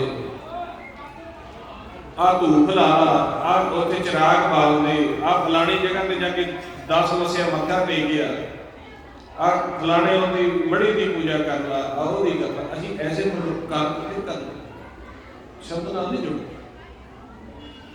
ਜੇ ਸਾਨੂੰ ਕੋ ਕਹਿੰਦੇ ਨਾ ਕਾਲਾ ਧਾਗਾ ਗੁੱਟ ਤੇ ਬੰਨ ਲਾ ਤੈਨੂੰ ਲਾਜ ਆ ਜਾਊਗਾ, ਉਹ ਅਸੀਂ ਭਾਵੇਂ ਦੀ ਰੋਜ਼ ਬੰਨ ਲਈਏ। ਪਰ ਜੇ ਸਾਨੂੰ ਕੋ ਕਹਦੇ ਵੀ ਕਿਤੇ ਗੁਰੂ ਪਿਆਰਿਓ ਇੱਕ ਘੜੀ ਮਹਾਰਾਜ ਜੀ ਤੁਸੀਂ ਬਾਣੀ ਚ ਰੋਜ਼ ਪੜ੍ਹਦੇ ਹੋ, ਇਹ ਮਨ ਮੇਰਿਆ ਤੋਂ ਸਦਾ ਤੋਂ ਹਟਾ ਲੈ, ਤੁਸੀਂ ਰੋਜ਼ ਪੜ੍ਹਦੇ ਆ ਸਾਚੀ ਲਿਵ ਬਿਨ ਦੇ ਨਿਮਾਣੀ, ਦੇ ਨਿਮਾਣੀ ਲਿਵੇ ਬਾਝੋ, ਦੇ ਨੂੰ ਮਾਣ ਨਹੀਂ ਮਿਲਣਾ ਜੇ ਸੱਚੇ ਨਾਲ ਲਿਵ ਨਹੀਂ ਜੋੜੀ ਤਾਂ। ਸਾਚੀ ਲਿਵ ਬਿਨ ਦੇ ਨਿਮਾਣੀ, ਦੇ ਨਿਮਾਣੀ ਲਿਵੇ ਬਾਝੋ, ਕਿਆ ਕਰੇ ਬੇਚਾਰੀ ਤੁਧ ਬਾਜ ਸਮਰੱਥ ਕੋਈ ਨਹੀਂ। ਅਕਾਲ ਪੁਰਖ ਤੋਂ ਬਿਨਾ ਕੋਈ ਖੁਸ਼ੀ ਨਹੀਂ ਸਾਨੂੰ ਦੇ ਸਕਦਾ। ਚਾਹੇ ਕੋਈ ਧਾਗੇ ਬੰਨ ਲਵੇ ਤੇ ਚਾਹੇ ਕੋਈ ਪੀਰਾਂ ਫਕੀਰਾਂ ਦੀਆਂ ਮੜੀਆਂ ਤੇ ਚਿਰਾਗ ਬਾਲ ਲਵੇ, ਚਾਹੇ ਸਰੋਂ ਦੇ ਤੇਲ ਦੇ ਬਾਲ ਲਵੇ, ਚਾਹੇ ਕੋਈ ਧੂਪਾਂ ਲਾ ਲਵੇ, ਅਗਰਬੱਤੀਆਂ, ਕੋਈ ਨਹੀਂ ਸੁਣ। ਪਰ ਸਾਡੇ ਮਨ 'ਚ ਭਰਮ ਪਾਇਆ ਜਿਨ੍ਹਾਂ ਸਾਡੇ ਤੋਂ ਪੈਸੇ ਦਾ ਸ਼ੋਸ਼ਣ ਕਰਨਾ, ਸਾਨੂੰ ਲੁੱਟ ਪਾਉਣੀ ਹੈ ਉਹਨਾਂ ਨੇ, ਅਸੀਂ ਉਹਨਾਂ ਦੇ ਵੱਸ ਹੋ ਚੁੱਕੇ ਹਾਂ। ਅਸੀਂ ਫਿਰ ਕੋਈ ਜੱਡੀ ਦੀ ਪੂਜਾ ਕਰਦਾ, ਕੋਈ ਗਾਂ ਦੀ ਕਰਦਾ, ਕੋਈ ਨਾਗ ਦੀ ਕਰਦਾ, ਕੋਈ ਇਹਨਾਂ ਜਾਨਵਰਾਂ ਨੂੰ ਪਸ਼ੂਆਂ ਨੂੰ ਪੂਜੀ ਜਾਂਦਾ ਤੇ ਸਾਨੂੰ ਉਹਨਾਂ ਤੋਂ ਉੱਤਮ ਜਾਮਾ ਮਿਲਿਆ ਹੋਇਆ। ਮਹਾਰਾਜ ਜੀ ਕਹਿੰਦੇ ਨੇ ਚਿਰੰਕਾਲ ਭਾਈ ਦੁਰਲਭ ਦੇ ਨਾਮ ਵੀ ਹੋਣੀ ਹੋਈ ਕਿ ਪਸ਼ੂ ਪ੍ਰੇਤ ਮੁਗਤ ਤੇ ਬੁਰੀ ਕਿਸੇ ਨਾ ਜਾਣਾ ਜਿਹਨੇ ਸੇ। ਪਸ਼ੂਆਂ ਪ੍ਰੇਤਾਂ ਦੀ ਅਸੀਂ ਪੂਜਾ ਕਰੀ ਜਾਂਦੇ ਹਾਂ। ਸਾਨੂੰ ਐਸੇ ਪਰੰਪਰਾ ਦਿੱਤੇ ਆ ਵੀ ਤੇ ਤੁਹਾਡਾ ਕੋਈ ਬਜ਼ੁਰਗ ਗੁਜ਼ਰਿਆ ਹੋਇਆ, ਤੁਹਾਡਾ ਕੋਈ ਫਲਾਣਾ ਗੁਜ਼ਰਿਆ ਹੋਇਆ, ਤੁਹਾਡੇ ਵਿਹੜੇ ਵਿੱਚ ਉਹ ਆਉਂਦਾ, ਉਹ ਕਰਦਾ, ਐਸੀਆਂ ਚੀਜ਼ਾਂ ਦੇ ਬਾਰੇ ਸੁਣਦੇ। ਗੁਰੂ ਪਿਆਰਿਓ ਮਾਫ ਕਰਿਓ, ਗੁਰੂ ਸਾਹਿਬ ਦੀ ਹਜ਼ੂਰੀ ਦੇ ਵਿੱਚ ਬੈਠੇ ਆ, ਪਰ ਜੇ ਆਪਾਂ ਐਸੀਆਂ ਭਰਮ ਦੀਆਂ ਰੀਤਾਂ ਨਾ ਛੱਡੀਆਂ ਤਾਂ ਜੋ ਸਾਡੇ ਕੋਲ ਸੁਖ ਹੈਗੇ ਆ ਇਹ ਵੀ ਨਹੀਂ ਰਹਿਣੇ। ਹਰ ਸਿਮਰਨ ਛਾੜ ਪਰਮ ਗਤ ਚਾਹ ਹੈ, ਮੂਲ ਬਿਨਾ ਸਾਗਰ। ਇਸ ਤਰ੍ਹਾਂ ਦੇ ਰੋਹ ਰੀਤਾਂ ਨੂੰ ਛੱਡ ਦਿਓ, ਕਿਸੇ ਨਾਲ ਨਾ ਜੋੜੋ। ਆਪ ਦੇ ਅੰਦਰ ਬੈਠੇ ਹੋਏ ਉਸ ਪਰਮੇਸ਼ਰ ਦੀ ਖੋਜ ਕਰ ਲਓ। ਮਨ ਮੰਦਰ ਤਨ ਵੇਸ ਕਲੰਦਰ, ਘਟ ਕੀ ਤੀਰਥ ਨਾਮਾ। ਮਹਾਰਾਜ ਜੀ ਕਹਿੰਦੇ ਮਨ ਦੇ ਵਿੱਚ ਮੰਦਰ ਹੈ, ਮੰਦਰ ਦੇ ਵਿੱਚ ਉਹ ਆਪ ਬੈਠਾ ਹੈ ਆਸਣ ਲਾ ਕੇ, ਤੇ ਇਸ ਸਰੀਰ ਦੇ ਵਿੱਚ ਹੀ ਤੁਸੀਂ ਤੀਰਥ ਨਹਾ ਸਕਦੇ ਆ, ਕਿਤੇ ਬਾਹਰ ਜਾਣ ਦੀ ਲੋੜ ਨਹੀਂ। ਮਨ ਮੰਦਰ ਤਨ ਵੇਸ ਕਲੰਦਰ, ਘਟ ਹੀ ਤੀਰਥ ਨਾਮਾ। ਏਕ ਸ਼ਬਦ ਮੇਰੇ ਪ੍ਰਾਣ ਮਸਤ ਹੈ, ਔੜ ਜਨਮ ਨਾ। ਤੇ ਜੇ ਆਪਾਂ ਆਪ ਦੇ ਸਰੀਰ ਦੇ ਵਿੱਚ ਖੋਜ ਨਹੀਂ ਕਰ ਸਕਦੇ, ਬਾਹਰੋਂ ਸਾਨੂੰ ਕੀ ਲੱਭਣਾ ਹੈ? ਉਹ ਇੱਕ ਸਾਡਾ ਮਨ ਤ੍ਰਿਸ਼ਨਾ ਦੇ ਵਸ ਪੈ ਕੇ, ਦੁਚਿੱਤੀ ਦੇ ਵਿੱਚ ਪੈ ਕੇ ਭੱਜਿਆ ਫਿਰਦਾ ਹੈ। ਕਈ ਪੀੜ੍ਹੀਆਂ ਇਸੇ ਤਰੀਕੇ ਭਾਲ ਕਰਦੀਆਂ ਫਿਰਦੀਆਂ, ਸਾਨੂੰ ਸੁੱਖ ਮਿਲ ਜਾਵੇ, ਸਾਨੂੰ ਉਸ ਜਗ੍ਹਾ ਤੇ ਮਿਲ ਜਾਏਗਾ, ਸਾਨੂੰ ਦੀਵੇ ਲਾ ਕੇ ਮਿਲ ਜਾਏਗਾ, ਸਾਨੂੰ ਜੱਡੀਆਂ ਪੂਜ ਕੇ ਮਿਲ ਜਾਏਗਾ, ਸਾਨੂੰ ਰੁੱਖ ਬਿਰਖ ਪੂਜ ਕੇ ਮਿਲ ਜਾਏਗਾ। ਕਦੇ ਨਹੀਂ ਇਸ ਤਰ੍ਹਾਂ ਮਿਲਦਾ। ਇਹ ਮਨ ਦੇ ਭਰੋਸੇ ਅਕਾਲ ਪੁਰਖ ਦੇ ਉੱਪਰ ਰੱਖ ਲਓ, ਗੁਰਬਾਣੀ ਦੇ ਗਿਆਨ ਦੇ ਉੱਪਰ ਰੱਖ ਲਓ। ਕੋਈ ਵੀ ਵੇਦ ਧਰਮ ਸ਼ਾਸਤਰ ਹੈ ਉਹ ਕਦੇ ਵੀ ਇਸ ਤਰੀਕੇ ਦੀਆਂ ਮਸਾਣੀਆਂ ਮੜੀਆਂ ਦੀਆਂ ਪੂਜਾ ਨਹੀਂ ਸਿਖਾਉਂਦਾ। ਹਮੇਸ਼ਾ ਹੀ ਜੋ ਵੇਦ ਧਰਮ ਸ਼ਾਸਤਰ ਕੀਤਾ, ਮਦ ਭਗਵਤ ਕੀਤਾ, ਤੁਸੀਂ ਸਾਰੇ ਉਹਨਾਂ ਦੀ ਪੜ੍ਹ ਕੇ ਦੇਖੋ, ਗੁਰਬਾਣੀ ਗੁਰੂ ਦੀ ਬਾਣੀ ਨੂੰ ਪੜ੍ਹ ਕੇ ਦੇਖੋ। ਹਰ ਇੱਕ ਨੇ ਇਹੀ ਪੀਰ ਪੈਗੰਬਰ ਨੇ ਕਿਹਾ ਤੇਰੇ ਰੋਮ ਰੋਮ ਦੇ ਵਿੱਚ ਅਕਾਲ ਪੁਰਖ ਦੱਸਿਆ ਹੋਇਆ, ਉਸ ਦੀ ਭਾਲ ਕਰ ਤੇ ਤਰੀਕਾ ਦੱਸਿਆ ਵਾਹਿਗੁਰੂ ਵਾਹਿਗੁਰੂ। ਆ ਤਰੀਕਾ ਹੈ, ਕੁਛ ਨਹੀਂ ਕਰਨਾ। ਉਹਨਾਂ ਸਾਡੇ ਮਨ ਨੂੰ ਜੜਾਉਣਾ ਹੈ, ਸਾਡੀ ਸ਼ਾਂਤੀ ਭੰਗ ਕਰਨ ਦੇ ਲਈ ਸਾਨੂੰ ਭਰਮ ਦਾ ਗਿਆਨ ਦੇਣਾ। ਅਸੀਂ ਗੁਰੂ ਵਾਲੇ ਬਣਨਾ ਹੈ ਤੇ ਗੁਰੂ ਨੇ ਸਾਨੂੰ ਕੀ ਸਮਝਾਇਆ? ਇਹ ਹੜ ਤੇ ਹੜ ਛੱਡ ਤੂੰ ਗੁਰ ਕਾ ਸ਼ਬਦ ਪਛਾਣ। ਇਹ ਹੜ ਤੇ ਹੜ ਹੁੰਦੀ ਹੈ ਵੀ ਉਹ ਕਹਿੰਦਾ ਸੀ ਉੱਥੇ ਚਲੇ ਜਾਓ, ਉਹ ਕਹਿੰਦਾ ਸੀ ਆ ਕਰ ਲਓ, ਇਹੜਾ ਤੇੜਾ ਨੇ। ਮਹਾਰਾਜ ਜੀ ਕਹਿੰਦੇ ਇਹ ਹੜ ਤੇ ਹੜ ਛੱਡ ਤੂੰ ਗੁਰ ਕਾ ਸ਼ਬਦ ਪਛਾਣ, ਸਤਿਗੁਰ ਅੱਗੇ ਢਹਿ ਪਉ ਸਭ ਕਿਛ ਜਾਣੇ। ਅੱਗੇ ਢਹਿ ਆ ਜੋੜ ਵੇਲੇ ਇਸੇ ਕਰਕੇ ਦਿੱਤੇ ਆ ਵੀ ਇਹ ਵਿਚਾਰਾ ਕਰੀਏ ਆਪਾਂ ਬੈਠ ਕੇ ਸੰਗਤੀ ਰੂਪ ਦੇ ਵਿੱਚ, ਵੀ ਕਿਤੇ ਸੰਸਾਰ ਦੇ ਵਿੱਚ ਆਪਾਂ ਫਿਰਦੇ ਰਹਿੰਦੇ ਆ, ਮਹਾਰਾਜ ਦੀ ਹਜ਼ੂਰੀ 'ਚ ਨਹੀਂ ਆਉਂਦੇ, ਕਿਤੇ ਅਸੀਂ ਭਰਮ ਦੇ ਵਿੱਚ ਤਾਂ ਨਹੀਂ ਪੈ ਗਏ। ਸਾਡੇ ਪਰਿਵਾਰ ਦੇ ਵਿੱਚ ਇੰਨੇ ਦੁੱਖ ਕਲੇਸ਼ ਕਿਉਂ ਨੇ? ਕਿਉਂ ਸਾਡੀ ਆਪਸ ਦੇ ਵਿੱਚ ਇੰਨੇ ਝਗੜੇ ਆ? ਕਿਉਂ ਨਹੀਂ ਸਾਡੀ ਬਣਦੀ ਗੱਲਬਾਤ? ਕਿਉਂ ਸਾਨੂੰ ਪੈਸੇ ਦੇ ਘਾਟੇ ਨੇ? ਕਿਉਂ ਸਾਡੇ ਸਰੀਰ ਦੇ ਉੱਪਰ ਦੁੱਖਾਂ ਦਾ ਭਾਰ ਪਿਆ ਹੈ? ਇਸੇ ਕਰਕੇ ਇਹ ਜੋੜ ਮੇਲੇ ਬਖਸ਼ਿਸ਼ ਕੀਤੇ ਸਤਿਗੁਰ, ਜਿਸ ਦੇ ਵਿੱਚ ਉਹ ਗੁਰੂ ਘਰ ਦੇ ਬੁਲਾਰੇ ਬਾਣੀ ਦੇ ਰਸੀਏ ਆਉਂਦੇ ਨੇ, ਉਹ ਆਪ ਦੇ ਵਿਚਾਰ ਪ੍ਰਗਟ ਕਰਦੇ ਆ, ਫਿਰ ਇੱਥੇ ਬਹਿ ਕੇ ਸਾਡੇ ਮਨ ਨੂੰ ਗਿਆਨ ਦੇ ਥੱਪੜ ਵੱਜਦੇ। ਹੁਣ ਜੋ ਕੋਈ ਐਸਾ ਜੀਵ ਮਾੜਾ ਮੋਟਾ ਕਰਦਾ ਹੈ ਨਾ, ਉਹਨੂੰ ਗਿਆਨ ਦੇ ਥੱਪੜ ਵੱਜਦੇ ਗੁਰੂ ਸਾਹਿਬ ਦੀ ਝੋਲੀ 'ਚ ਬੈਠ ਕੇ, ਵੀ ਆਹ ਦੇਖ ਲੈ ਆਹ ਕੀ ਗੱਲ ਹੁੰਦੀ ਤੇ ਤੂੰ ਕੀ ਕਰਦਾ। ਤੇ ਜਦੋਂ ਗਿਆਨ ਦੀਆਂ ਚੰਡਾ ਮਾਰਦੇ ਨਾ ਗੁਰੂ ਸਾਹਿਬ, ਇੱਥੇ ਫਿਰ ਤਾਂ ਹੀ ਕਹਿੰਦੇ ਨੇ ਸਤ ਸੰਗਤ ਦੇ ਵਿੱਚ ਜਾ ਕੇ ਪਤਾ ਨਹੀਂ ਕਿੰਨੇ ਕਰੋੜਾਂ ਪਾਪ ਕੱਟੇ ਜਾਂਦੇ। ਪਾਪ ਹੀ ਜੁੜੇ ਹੋਏ ਆ, ਤਾਂ ਹੀ ਗੁਰੂ ਤੋਂ ਟੁੱਟ ਕੇ ਅਸੀਂ ਐਸੀ ਅਗਿਆਨਤਾ 'ਚ। ਤੇ ਇਹੀ ਜੇ ਕਿਤੇ ਹਰ ਪਰਿਵਾਰ ਦੇ ਵਿੱਚ ਬੈਠ ਕੇ, ਜਿੰਨੇ ਅਸੀਂ ਪਰਿਵਾਰਕ ਜੀ ਹੈ, ਸੁਬਾਹ ਸ਼ਾਮ ਇੱਕ ਟਾਈਮ ਜਾਂ 2 ਟਾਈਮ ਅਸੀਂ ਬੈਠ ਕੇ ਕਿਤੇ ਇਕੱਠੇ ਹੋ ਕੇ ਸਿਮਰਨ ਕਰੀਏ। ਮਹਾਰਾਜ ਜੀ ਕਹਿੰਦੇ ਹੋਵੋ ਇਕੱਤਰ ਮਿਲੋ ਮੇਰੇ ਭਾਈ, ਦੁੱਖ ਦਾ ਦੂਰ ਕਰੋ ਲਿਵ ਲਾਏ, ਹਰ ਨਾਮੇ ਕੇ ਹੋਵੋ ਜੋੜੀ ਗੁਰਮੁਖ ਵੈਸੋ ਸਭਾ ਵਿਸ਼ਾ। ਤੁਸੀਂ ਆਪਦੇ ਪਰਿਵਾਰ ਦੇ ਵਿੱਚ, ਆਪਦੇ ਮੈਂਬਰਾਂ ਦੇ ਵਿੱਚ ਬੈਠੋ, ਹਰੀ ਦੇ ਨਾਮ ਤੇ ਜੋੜੀ ਹੋ ਜਾਓ ਤੇ ਲਿਵ ਲਾ ਲਓ ਤੇ ਅਭਿਆਸ ਕਰੋ, ਤੇ ਉਸ ਪਰਿਵਾਰ 'ਚ ਨਾ ਕਲੇਸ਼ ਰਹੂਗਾ, ਨਾ ਟੋਟਾ ਰਹੂਗਾ, ਨਾ ਦੁੱਖ ਰਹੂਗਾ, ਨਾ ਕੋਈ ਵੀ ਐਸੀ ਦੂਰ ਦੂਰ ਤੱਕ ਜਿਹੜੀਆਂ ਸਾਡੇ ਉੱਪਰ ਇਹ ਗਿਆਨਤਾ ਦੇ ਭਰਮ ਦੇ ਧੱਬੇ ਲੱਗੇ, ਸਭ ਖਤਮ ਹੋ ਜਾਣਗੇ। ਕਿਹਦੇ ਨਾਲ? ਪ੍ਰਭ ਦਾ ਸਿਮਰਨ ਸਭ ਦੇ ਵਿੱਚ ਸਭ ਤੋਂ ਉੱਚਾ ਹੈ ਸਿਮਰਨ, ਪੰਜਵੇਂ ਪਾਤਸ਼ਾਹ ਨੇ ਕਿਹਾ। ਤੇ ਜੇ ਸਿਮਰਨ ਨੂੰ ਛੱਡਦਾ, ਜੜ ਨੂੰ ਛੱਡ ਦਿੱਤਾ, ਪੱਤਿਆਂ ਨੂੰ ਸਲਾਉਣ ਲੱਗ ਪਏ, ਤੇ ਪੱਤਿਆਂ ਦੀ ਹੋਂਦ ਜੜ ਤੋਂ ਬਿਨਾਂ ਨਹੀਂ ਹੈਗੀ। ਬੇਸ਼ੱਕ ਸਾਰੀ ਅਸੀਂ ਦੰਦਾਂ ਦੀ ਸਫਾਈ ਦਾਤਣ ਨਾਲ ਕਰਦੇ ਹਾਂ, ਪਰ ਦਾਤਣ ਵੀ ਤਾਂ ਜੜ ਦੀ ਹੈ। ਅਸੀਂ ਕੀ ਕਰਦੇ ਹਾਂ ਵੀ ਸਿਮਰਨ ਨੂੰ ਛੱਡ ਦਈਏ, ਕਿਉਂਕਿ ਬੈਠਿਆ ਨਹੀਂ ਜਾਂਦਾ। ਕੌਣ ਬੈਠੇ? ਸ਼ਾਰਟਕਟ ਭਾਲਦੇ ਸੀ ਸਾਰੇ। ਕੌਣ ਬੈਠੇ, ਕੌਣ ਧਿਆਵੇ? ਸਾਨੂੰ ਕਿਸੇ ਦੱਸ ਦਿੱਤਾ ਕੋਈ ਸਿਮਰਨ ਕਰਨ ਦੀ ਲੋੜ, ਕੁਛ ਵੀ ਤੂੰ ਆਹ ਕਰ ਲਾ, ਬਾਹਾ ਕੀੜਿਆਂ ਦੀ ਭੌਣ ਤੇ ਆਟਾ ਪਾ ਲਿਆ। ਉਹ ਸਾਨੂੰ ਕਿਸੇ ਸਿਆਣੇ ਨੇ ਸਮਝਾਇਆ ਵੀ ਆ ਇੰਨੀ ਕੁ ਖੁੱਡ ਹੁੰਦੀ ਆ, ਉਹਦੇ ਵਿੱਚ 50-100 ਕੀੜਾ ਇਕੱਠਾ ਰਹਿੰਦਾ, ਵੀ ਜਾਣ ਕੇ ਵੇਖਣਗੇ। ਤੇ ਆਪਾਂ ਕਨਾਲ ਦੇ ਘਰ ਪਾਏ ਨੇ, ਉਹਦੇ 'ਚ ਵੀ ਕਮਰੇ ਵੰਡੇ ਹੋਏ ਨੇ। ਅਸੀਂ 4 ਜੀ ਇੱਕ ਘਰ 'ਚ ਇਕੱਠੇ ਰਹਿ ਸਕਦੇ। ਉਹ ਐਡੀ ਕੁ ਭੌਣ ਦੇ ਵਿੱਚ 50-100 ਕੀੜਾ ਇਕੱਠਾ ਹੀ ਰਹਿੰਦਾ। ਤੇ ਜਦੋਂ ਆਟਾ ਪਾਉਣ ਜਾਂਦਾ ਹੈ ਤੇ ਮਨ ਨੂੰ ਚੋਟ ਵੱਜਦੀ ਵੀ ਇਹ ਸਾਰੇ ਇਕੱਠੇ ਨੇ, ਹਾਲਾਂਕਿ ਸਾਡੇ ਤੋਂ ਕਿੰਨੇ ਕਮਜ਼ੋਰ ਨੇ ਕਿ ਇਕੱਠੇ ਇੱਕੋ ਖੁੱਡ 'ਚ ਰਹਿੰਦੇ। ਤੇ ਸਾਨੂੰ ਮਹਾਰਾਜ ਨੇ ਇੰਨੀ ਅਕਲ ਦਿੱਤੀ, ਕਲਾ ਦਿੱਤੀ, ਪੈਸਾ ਦਿੱਤਾ, ਸ਼ੌਹਰਤ ਦਿੱਤਾ, ਐਡੇ ਵੱਡੇ ਘਰ ਦਿੱਤੇ, ਜ਼ਮੀਨਾਂ ਜਦਾਦਾਂ ਦਿੱਤੀਆਂ, ਤੇ ਅਸੀਂ ਵਿੱਚੋਂ ਕੰਧਾਂ ਕੱਢ ਕੇ ਰਹਿੰਦੇ। ਸਾਡੇ ਵੱਸ ਨਹੀਂ। ਹੋਰ ਉਹਨਾਂ ਨੂੰ ਆਟਾ ਪਾਇਆ, ਸਾਡਾ ਕਲੇਸ਼ ਵੀ ਦੂਰ ਹੋਣਾ।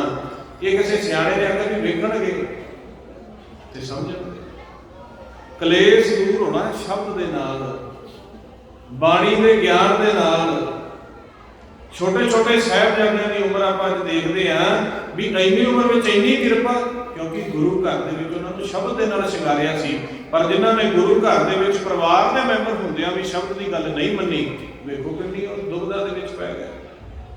ਗੁਰੂ ਘਰ ਦੇ ਵਿੱਚ ਕੁਝ ਪਰਿਵਾਰਕ ਸੰਯੋਗੀ ਐਸੇ ਵੀ ਸੀ, ਗੁਰੂ ਨਾਨਕ ਸੱਚੇ ਪਾਤਸ਼ਾਹ ਤੋਂ ਲੈ ਕੇ 10ਵੇਂ ਪਾਤਸ਼ਾਹ ਤੱਕ, ਜਿਨ੍ਹਾਂ ਨੇ ਸ਼ਬਦ ਦੀ ਕਹਾਣੀ ਨੂੰ ਨਹੀਂ ਮੰਨਿਆ। ਤੇ ਜਿਨ੍ਹਾਂ ਨੇ ਨਹੀਂ ਮੰਨਿਆ ਉਹ ਵਿਸਰ ਗਏ ਉਸ ਨਾਮ ਦੇ ਜਹਾਜ਼ ਦੇ ਵਿੱਚ। ਤੇ ਜਿਨ੍ਹਾਂ ਦੇ ਨਾਮ ਦੀ ਕਹਾਣੀ ਨੂੰ ਮੰਨ ਲਿਆ ਉਹ ਸਾਰੇ ਪਾਰ ਹੋ ਗਏ। ਦੀਨ ਦਿਆਲ ਭਰੋਸੇ ਤੇਰੇ ਸਭ ਪਰਿਵਾਰ ਚੜ੍ਹਾਇਆ ਬੇਟੇ। ਹੁਣ ਆਪਾਂ ਆਪਣੀ ਅਗਵਾਈ ਗੁਰੂ ਗ੍ਰੰਥ ਸਾਹਿਬ ਮਹਾਰਾਜ ਸੱਚੇ ਪਾਤਸ਼ਾਹ ਕਰਦੇ ਪਏ, ਤੇ ਸਾਨੂੰ ਨਾਮ ਦੇ ਜਹਾਜ਼ ਦੇ ਬੇੜੇ ਦੇ ਉੱਪਰ ਚੜਾਉਣ ਆਏ ਆ। ਤੇ ਆਪਣੇ ਵੱਡੇ ਭਾਗ ਨੇ ਐਸੇ ਸਮੇਂ ਵਿੱਚ ਆਪਾਂ ਨੂੰ ਮਾਨਸ ਜਾਮਾ ਮਿਲਿਆ ਜਦੋਂ ਧੁਰ ਧਰਾਨ ਦੀ ਗੁਰਬਾਣੀ ਇਸ ਸੰਸਾਰ ਦੇ ਵਿੱਚ ਸਾਡੀ ਅਗਵਾਈ ਕਰਦੀ ਪਈ। ਤੇ ਜੇ ਹੁਣ ਆਪਾਂ ਸਵਾਸਾਂ ਦਾ ਲਾਹਾ ਨਾ ਲਿਆ ਤੇ ਪਤਾ ਨਹੀਂ ਕਿਸ ਦੇਸ਼ ਦੇ ਵਿੱਚ ਆਪਾਂ ਜਾ ਕੇ ਸਮਾਵਾਂਗੇ। ਸੋ ਆਓ ਜੀ, ਜਿਸ ਸਿਮਰਨ ਦੀ ਇੰਨੀ ਵਡਿਆਈ ਹੈ, ਜਿਸ ਨਾਮ ਦੇ ਨਾਲ ਸਾਨੂੰ ਸੱਚੇ ਪਾਤਸ਼ਾਹ ਨੇ ਜੋੜਿਆ ਤੇ ਅਸੀਂ ਵਿਸਰ ਕੇ ਦੁੱਖ ਪਾਉਂਦੇ ਪਏ ਆ, ਆਓ ਉਸ ਨਾਮ ਦੀ ਆਪਾਂ ਆਰਾਧਨਾ ਕਰੀਏ, ਜਾਪ ਕਰੀਏ।